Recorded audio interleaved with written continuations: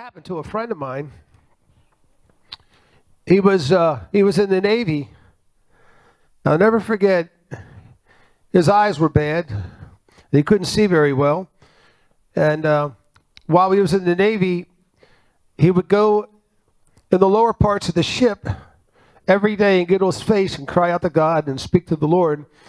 And he would pray. And he'd spend hours down there worshiping God. And he was asking God to heal his eyesight because he was losing his eyesight. And one day he went down there and he prayed and prayed and prayed. And all of a sudden, when he came up out of the lower realms, he used to go down where the engines are. And he used to cry out to God because the noise of the motors drowned out his voice.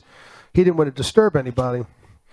But while he was in the lower ports of the ship, this one day he was praising God. He was weeping, and he felt God's presence come all over him. And when he got up off his knees and stood up, his eyes were totally healed. He didn't even ask God to heal him. He just stood up, and God healed his eyes already. Why? Because he entered into that spirit realm with God. And when you enter in that spiritual dimension, that's the glory realm where your need is supplied according to his riches and glory. I don't know about you. Every one of you has a need. You have a need to see. You have a need to hear. You have a need to eat for food. You have certain needs in life. God will take care of that. But it's walking in God's presence in the Spirit. All right. The scripture I want to bring out to you is a scripture in Acts chapter 3.